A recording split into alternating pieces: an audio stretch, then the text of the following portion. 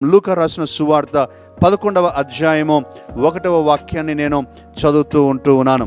ఆయన ఒక చోట ప్రార్థన చేయుచుండెను.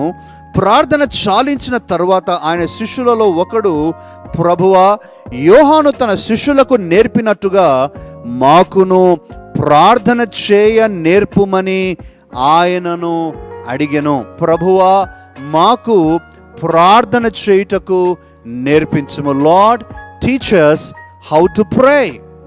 దేవా, ఎలా ప్రార్థన చేయాలో నేర్పించండి. మరి యేసు క్రీస్తు కంటే కూడా ప్రేమైన దేవుని బిడ్డలారా, ప్రార్థన గురించి నేర్పించగలిగిన వారు ఇంకెవరు ఉన్నారు? యేసు క్రీస్తు చక్కటి ప్రార్థన జీవితాన్ని కలిగి ఉన్నటువంటి ఒక వ్యక్తి. ఆయన వేకువజామున ఇంకా తెల్లవారకుండా ఉండగానే ప్రార్థన చేశాడు, పగలు ప్రార్థన చేశాడు, సాయంత్రం ప్రార్థన చేశాడు, రాత్రి ప్రార్థన చేశాడు, రాత్రి అంతా కూడా ప్రార్థన చేశాడు. ఈరోజు ప్రేమైన దేవుని బిడ్డలారా, మనమందరం కూడా యేసుక్రీస్తు దగ్గర నేర్చుకోవాల్సిన మొట్టమొదటి అంశము ప్రార్థన.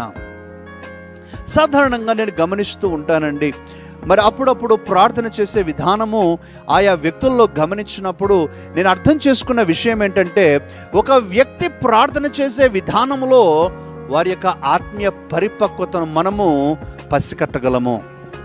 వారు ఎంత ఆత్మీయ పరిపక్వత కలిగి ఉన్నారు, వారు ఎంతగా దేవునితో సంబంధం కలిగి ఉన్నారు, వారు ఎంతగా ఆత్మీయ లోతైన అనుభవాలు కలిగి ఉన్నారు అని మనకు చాలా సులభంగా అర్థమైపోతుంది. ఆత్మీయ పరిపక్వత లేనటువంటి వారు ఎప్పుడు కూడా అటువంటి వారి ప్రార్థన ఎలా ఉంటుందంటే, కేవలము కొన్ని ఊత పదాలతో, లేక కేవలము వారు ఏదో గుర్తు చేసుకొని కేవలము మరి అందరికీ రుచించున్నట్లుగా, లేకపోతే అందమైన పదజాలంతో ఉండాలన్నట్టుగా, లేకపోతే ఆమోదయోగ్యమైనట్లుగా ఉండాలన్నట్టుగా, లేకపోతే ఏదో ఒక రీతిగా వారు కేవలము దాన్ని ఒక ఫ్యాబ్రికేటెడ్ ప్రేయర్, అంటే ఒక ఆర్టిఫిషియల్ ప్రేయర్, నిజమైనటువంటి ప్రార్థన కాకుండా ఒక కేవలం ఇతరుల కొరకై చేసినటువంటి ప్రార్థనగా ఉంటుంది. కానీ అది ఆకాశమును దాటదు ప్రేమ దేవుని బిడ్డలు దేవుని సన్నిధికి చేరటం లేదు. అనేక మంది అలాంటి ప్రార్థన జీవితాన్ని మాత్రమే కలిగి ఉంటున్నారు.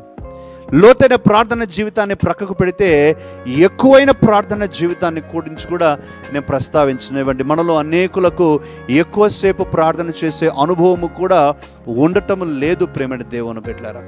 ఒక గంట సేపు ప్రార్థన చేసే అనుభవము, ఒక అర్ధగంట సేపు ప్రార్థన చేసే అనుభవము మనకి ఎంతమందికి ఉంటూ ఉన్నది? అనేక మంది నేను చూస్తూ ఉన్నాను ప్రేమైన దేవుని బిడ్డలారా. గమనించినప్పుడు ఒక 5 నిమిషాల ప్రార్థనలో 10 సార్లు వాచి చూసుకుంటాం. సీరియల్ చూసినప్పుడు, సినిమాలు చూసినప్పుడు, ఆయా నీకు ఇష్టమైన ప్రోగ్రాంలు చూసినప్పుడు అర్ధగంట, గంటన్నర, 2 గంటలు, 3 గంటలు ఎలా అయిపోయాయో తెలీదు అని అంటూ ఉంటారు. కానీ ప్రార్థన చేసినప్పుడు మాత్రం ఒక్కొక్క నిమిషం గడవాలంటే అదో పెద్ద ప్రయాణం మాదిరి, అదో పెద్ద సమస్య మాదిరిగా చూస్తూ ఉంటారు. కారణం పరిపక్వత లేదు. నేర్చుకోవాల్సిన అంశము, దేవా, నాకు ఎలా ప్రార్థన చేయాలో నేర్పించుము.